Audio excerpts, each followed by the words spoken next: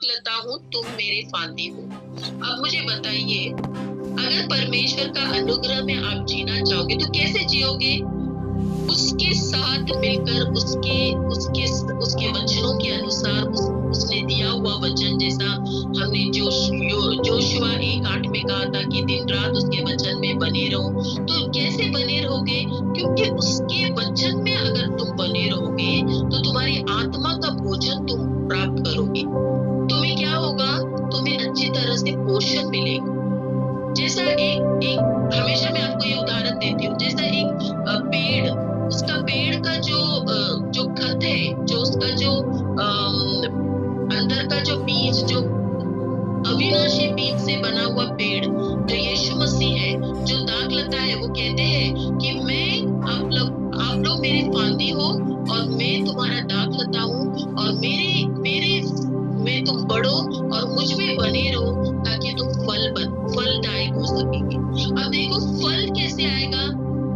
अच्छी जो बीज होती है ना, जो नाशवान नहीं, अविनाशी बीज, जो अच्छे बीज, उसमें फल अच्छा ही होता है ना, मीठा होता है, टेस्टी होता है। आपने खाया होगा आम, अलग अलग प्रकार की आम होती है। कोई आम तो बहुत मीठा होता है, बहुत ही अच्छा लगता है खाने में, और वो महंगा भी होता है। लेकिन कोई आम हम देखते हैं तो मीठा ही नहीं रहता है, खट्टा होता है, और उसका कुछ टेस्ट भी अलग होता है। क्यों? क्योंकि उसका बीज खराब है। उसी तरह हमारा बीज यीशु मसीह अगर होगा, उस पेड़ के आम हम बनना चाहेंगे, तो हमें क्या करना पड़ेगा? उस फांदी में रहना पड़ेगा। उस फांदी को उस पेड़ में हमें चिपके रहना पड़ेगा, ताकि उसका जो भी ऊर्जा है, जो भी सामर्थ्य है, जो भी पोषक है, उस पेड़ के अंदर से उस फांदी तक पहुंचे, और हमें उसकी सामर्थ, उसका अभिषेक, उसकी शक्ति हमारे अंदर कार्य करेगी। Hallelujah, praise the Lord. तो परमेश्वर क्यों कहते हैं कि मैं दाखलता हूँ, तुम मेरे फांदी बनो? क्योंकि वही है उसका अनुग्रह। अगर हम उसके अनुग्रह के साथ चलेंगे, उसके वचन के साथ चलेंगे, तो उसका पोषक हमारे अंदर आएगा। हम बुराई से निकल जाएंगे, हमारे अंदर अच्छाई आएगा, हमारे अंदर मीठे फल आएंगे, हम गलत नहीं बनेंगे, हमारे अंदर गंदगी चला जाएगा, क्योंकि उसका सामर्थ्य हमारे अंदर आ रहा है। और क्या हो रहा है? हम बुरे से अच्छे बनते जाएंगे। देखो, पाप, कई बार हमें लगता है ना, मैं पाप से छुड़ा जाऊंगा तो मैं परमेश्वर से दूर नहीं होऊंगा, मुझे पाप नहीं करना है, पाप नहीं करना है। लेकिन मैं आपको कहना चाहती हूँ, आप पापी हैं, इसका आपको एहसास जब होगा ना, तब आप परमेश्वर के नजदीक आएंगे और कहेंगे, प्रभु मैं पापी इंसान हूँ, मैं अपनी शक्ति से बाहर नहीं आ सकता, प्रभु तू मुझे चला, तेरे सामर्थ्य से मैं बाहर आना चाहता हूँ। वो है नम्रता, और उसका अनुग्रह उसे भरपूरी से मिलता है। मैं फिर कहती हूँ, कोई पापी इंसान कहेगा मैं पाप छोड़ दूंगा, मुझे प्रभु के लिए जीना है, नहीं, मैं झूठ नहीं बोलूंगा, मुझे प्रभु के लिए जीना है, नहीं, मैं ऐसे करूंगा ही नहीं। तो ये क्या हो गया मालूम है? हम अपने आप को अपनी शक्ति से जी रहे हैं, अपने कार्य में लगा रहे हैं, क्योंकि हम क्या कह रहे हैं कि हाँ मैं कर रही हूँ ना, तो दूसरे नहीं कर रहे। देखो वो कितना पापी है। हम क्या करते हैं? जजमेंट में जाते हैं, हम दूसरों को न्याय में ला रहे हैं। तो ये चीज हमें नहीं होना चाहिए। हमें होना चाहिए कि प्रभु मैं तुझ में जुड़ा रहूं और तू मुझ में जुड़ा रहे, ताकि तेरी अच्छाई, तेरी भलाई, तेरा प्यार और तेरी पवित्रता मेरे अंदर नजर आए, तेरा सामर्थ्य मेरे अंदर नजर आए, ताकि मेरे द्वारा बहुत सारे लोगों को मैं फलदायक बनूं और उनको भी मैं फल बांटूं। इसलिए प्रभु ने कहा कि मैंने तुम्हें इसलिए चुना कि तुम फलदायक बनो। हाँ प्रियो, हमें बहुत जरूरी है परमेश्वर के अनुग्रह में जीना।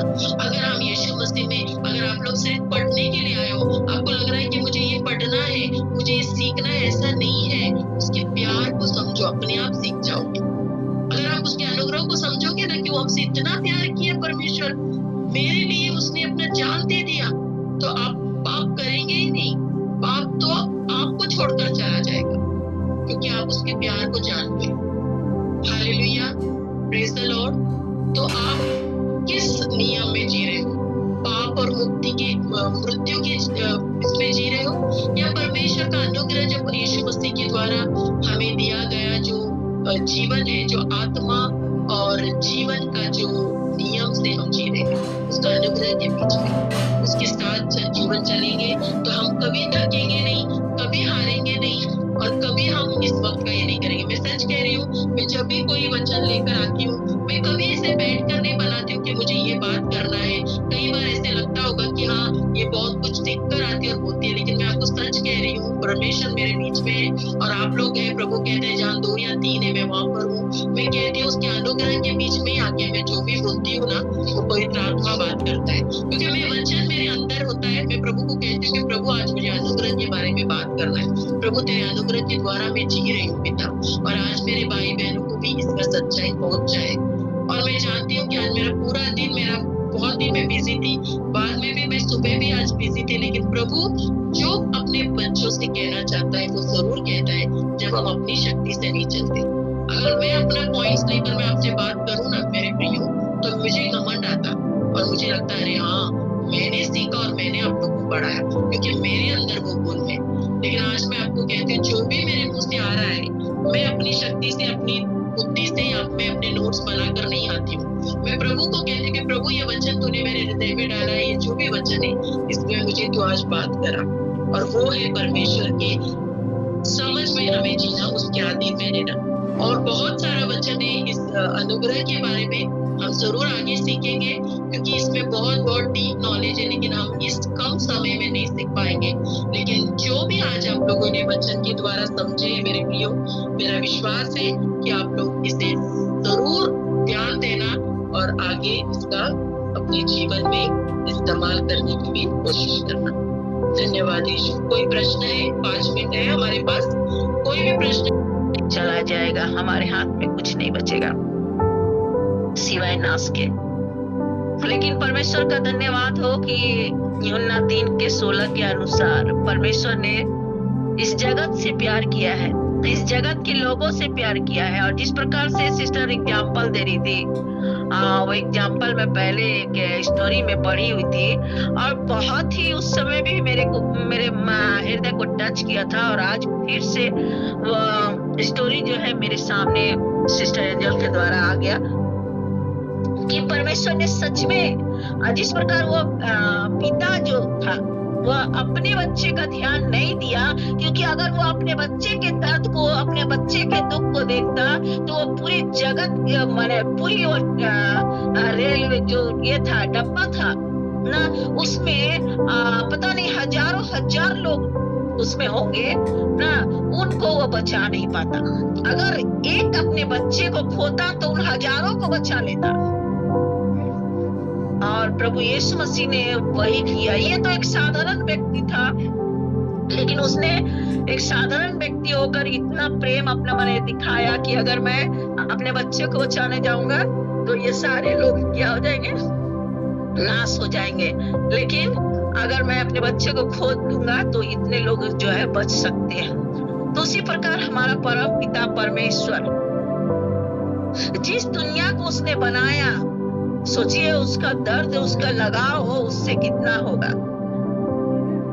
उस दर्द और उस लगाव के द्वारा उसने क्या किया, उसने अपना इकलौता पुत्र तक को दे दिया ताकि जो कोई उस पर विश्वास करे वह नाश ना हो। और उसके अनुग्रह से ही आज हम बोल पा रहे हैं, सीख पा रहे हैं ना, बाइबल पढ़ पा रहे हैं। उसने हमारे पापों को, श्रापों को अपने पुत्र के ऊपर में डाल दिया। और पुत्र भी ऐसा आज्ञाकारी कि उसने हमें सुख देने के लिए मृत्यु तक के दुख को सह लिया। तो ये है अनुग्रह, ये है बड़ी दया। दया ही नहीं, अपरंपार दया जो होता है वो है परमेश्वर ने हमसे और आपसे किया है। इस अनुग्रह को सिस्टर बोल रही थी, बहुत बड़ा टॉपिक है, बहुत ही सही बात है, बहुत बड़ा टॉपिक है। और ये इस पर जितना भी बात करें कम है, क्योंकि अनुग्रह करेंगे तो हम क्या करेंगे, एक दूसरे से दुश्मनी, बैर भाव ये सब जो है नहीं रखेंगे। लेकिन अगर हम घमंड हो जाएगा, हम में अगर घमंड आ गया तो हमें विनाश से कोई नहीं रोक सकता है।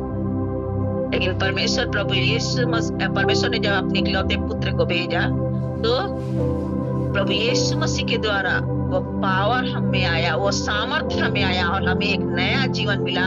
और वो जीवन जो है हम लोग जो देखे कि पहला पत्रस उसका 1 अध्याय और उसके 23 पद में, क्योंकि तुमने नाशवान नहीं बल्कि अविनाशी बीज से परमेश्वर के जीवते और सदा ठहरने वाले वचन के द्वारा नया जीवन। नाशवान सिस्टर पता है कि आदम और हवा ना, उसने पाप किया, उसके द्वारा जो नाश आया पूरे पृथ्वी पर, पूरे मनुष्य जाति पर, लेकिन उस नाशवान चीजों को मिटाने के लिए परमेश्वर ने अविनाशी बीज भेजा, और वो अविनाशी बीज हमारा प्रभु यीशु मसीह था, और उसके द्वारा परमेश्वर ने हमें एक नया जीवन दिया है। उस नया जीवन को प्राप्त करने के लिए आज हम और आप एक इसमें लगे हुए हैं, और परमेश्वर में जो कोई जुड़ा हुआ है वही इस अविनाशी बीज के द्वारा नया जीवन पा सकता है। अगर जो नहीं, सिर्फ जान लेना, ये कर लेना नहीं, लेकिन उसमें हमेशा हमेशा बने रहना है, हमेशा हमेशा उसमें जुड़े रहना है। तो इस अगर अनुग्रह पे अनुग्रह पाना है, बल पे बल पाना है, तो हमें प्रभु यीशु मसीह के उस इसमें दाखलता में हमें जुड़े रहना है,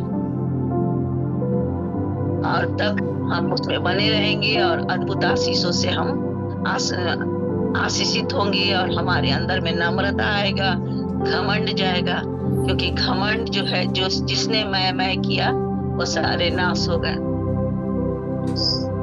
लेकिन ये अहम जो है हमारे मसीह जीवन में न आए, यही हमारा प्रभु चाहता है। क्योंकि एक वचन लिखा हुआ है ना कि परमेश्वर क्या चाहता है, परमेश्वर क्या चाहता है, ये नहीं चाहता कि नम्रता और न्याय से प्रीति रखना। हमारा परमेश्वर नम्रता और न्याय से प्रीति रखने वालों से प्रेम करता है, उसी पर अनुग्रह भी करता है।